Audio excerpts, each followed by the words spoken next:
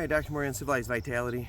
We did a video a little while ago, I don't know when it goes out, about a field expedient shelter, and I was using some cord, and it reminded me that we're going to do the craft at the meeting this month on how to make cord out of natural materials. But you're going to start, we'll start with just a piece of jute. You get thin or thick jute, and we'll show you how to make just an alternate torsion 2-ply wrap type of cordage, and then you can do that with strips of bark you've kind of found, or even hopefully some grass. We'll see if it works, although this is kind of stiff. All right, so let me show you how we're going to do this. All right, so you might want to zoom in or maybe look over my shoulder. I don't know if this will work. Can you see it? Awesome. So first thing we're going to do is we're going to take the cord and we're going to twist in opposite directions. So this is my right over here, so it should come up the same on camera. So we keep twisting until you see that little curl start to be made where it twists back on itself. Once it does that, I pinch that little fold, and then I'm going to have the two strands. Okay. I'm going to take the strand and I'm going to twist away from me with my thumb and forefinger, just twisting it. And then I put the back of my index finger against the cord underneath, trap it with my middle finger if I need to, switch places. So now the top one I twisted is on the bottom. Move my hand up to pinch. I can release that. Twist the top one again. Switch from underneath. Twist the top one. Back of my index finger, grab with my middle finger, switch from underneath. Take the top cord, I twist it away from me, and then I twist the two back toward me. Twist the top one away, and the back one toward me. And then you might have to disentangle these as you go. But let me do a little bit of it just to, maybe we can speed this up in the video. I'm not sure.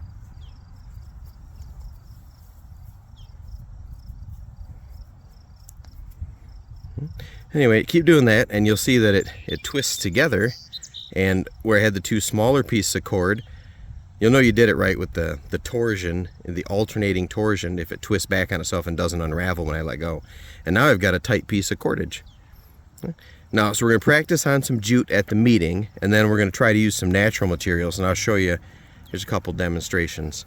Let's use this bark and see if that works. A little strip of willow bark. Okay. So I'll twist the initial part I find about in the middle of the cord, and I'm going to twist toward me with my left and away from me with my right, and I just keep twisting that bark, twisting until it starts to fold back up on itself. There it goes. And then I'll pinch that little eye, twist the top one, bring the bottom one under, twist away, bring it under, twist the top one away, bring it over, top one away, bring it over toward myself. So I twist the single strand away from me. Oop, that one broke, but that's okay. I'll show you what to do with that. We're just going to lay the piece over, give it a little twist.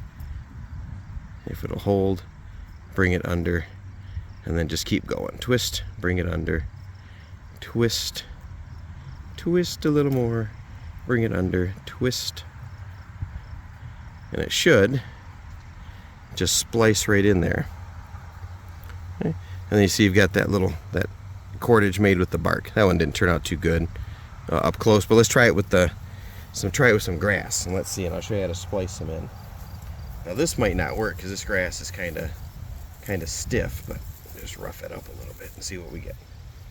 All right, so I'll grab a few strands to start, and I'm going to twist toward me with my left and away from me with my right, and I just keep twisting and twisting until the grass starts to turn back on itself. A couple more how to do it. Starts to twist back on itself like that. Okay. Now that I have that twisted, I'll pinch there, and I have a strand toward me and a strand away from me on the top. I'm going to twist the strand away from me and then change places with the bottom group of grass. Twist that away, give it a good tight twist, switch under for the other one, give the top strand a good tight twist, switch under, just keep twisting. Now obviously the quality of your finished cordage is going to depend on the quality of the materials you use. I'm just making a grass cordage out of grass. just to show you the technique works with different materials. You obviously wouldn't trust your life to this level of cordage. You might need to whip up a few feet of cordage to secure a shelter. I mean, something else could have went wrong. Maybe you lost your belt.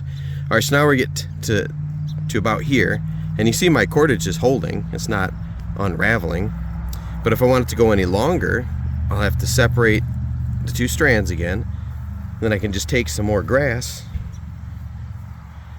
I can just lay that grass in right on top of one of my strands, add it right into the twist, and come under. Now I need a little more for this one. I don't want to go too thick with it. I usually fold a little bite when I'm splicing in just to give it a little hold. Lay that on my strand, twist it in, duck it under, twist it, twist under. And you see where I spliced in how the rope, cordage, grass rope got a little thicker. Twist, come under. Once you get the hang of this, you can speed through quite a bit of length, not too much time. All right, and there's, yeah, I've made a little cordage of grass, and it's actually pretty strong. Knotting and fastening with a grass cordage, and as this cordage dried out, it would be useless by tomorrow. But I could use, I could weave together a couple, 2-3 feet in about 5-10 minutes. Strong cordage of grass. I could have made it thicker, make a grass rope. That'd be enough to put together a field expedient shelter, or just for practice. Now let's say I took some thin, just a little spool of thin jute out in the woods with me, this little jute line, and needed something a little stronger. I can easily take those two strands, twist, turn under, twist, turn under, twist, turn under, twist, turn under. Now I could weave, let's say, 3 10-foot strands of this double twist, and then weave those together into an even stronger, go from cordage up to rope if I needed, if I had the time and I needed something more substantial than just this small jute, if I had enough length. This is one of the differences between bank line, tarred bank line, and paracord. Bank line, and number 36 is the best, I think, because it's woven together with 3 number 12 strands of tarred bank line, and you can, if you need more cordage or smaller cordage, you can just deconstruct that by doing the exact opposite of this and unraveling. Then you see a little stronger rope I've made compared to the 2 original strands. And then I could layer in a 3rd strand. Let's do that real quick just to show that. Missed it. So let's say I wanted a little thicker rope. I get where my twist is. I just take this 3rd strand. Let me just lay it right there so we see where it starts. Okay. And I would just twist away, bring that one over. Then I take the next strand. Come on. The next strand, twist away from me, bring it all the way over. The next strand, twist, bring all the way over. Twist, and then just rotate those strands through one after the other. A little harder to keep track of, especially on camera. It's easier when you're doing this by hand. You can feel which strand is going over. Okay, rotating through. And then you see I've made a little thicker. If we can zoom in on that, you can see how this part where we added that 3rd strand ended up a little thicker, right? Which would be even stronger than just that 2 strand twisted together. But that's how you can take 3 strands. You could also you could plait your rope together or braid where you're crossing over. This is very similar to, can you hold that with your other hand over top? Yeah, great. So this is just similar to if you have hair, just braiding lengths of hair or a 3-strand plait. Okay, so you can make cordage this way too if you have maybe material that doesn't hold up well to the twisting, or maybe you want a flatter line for some reason. Okay, so you could plate one together. Let's just bring the two outside ones over the center line and then switching which line is the center. And then you end up with a nice flat plate. Okay, see if you can see that. So that's a flatter braided line. The twisted line, I believe, is stronger. And then up here we have a 3-strand twisted in, and then the 2-strand twisted in. So it gets you a little bit of jute twine. We're going to practice this at the next, at this month's monthly meeting. And then what do we do with our little grass rope? There you go. You practice some grass cabling. That's about it. So get out there and practice making some cordage.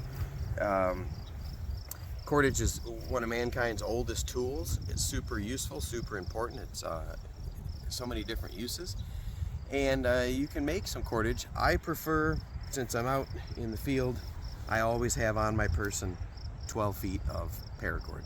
I have the inner strand, so paracord is different than the twisted type of rope, and this is a 4mm, you can get 6mm kern mantle rope, which means there's a woven nylon covering, and inside the rope are 7, at least in 550 cord, 7 strands of rope that I can pull those inner workings out and use those for different things or twist those together. So paracord's good to have on you, so I don't have to sit down and weave up some rope real quick from grass to throw up a shelter.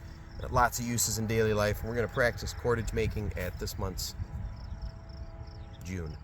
meeting. So okay, leave some comments about how long my videos are and how I ramble, and then subscribe to the channel and share the channel and everything else. Leave some comments. All right, bye.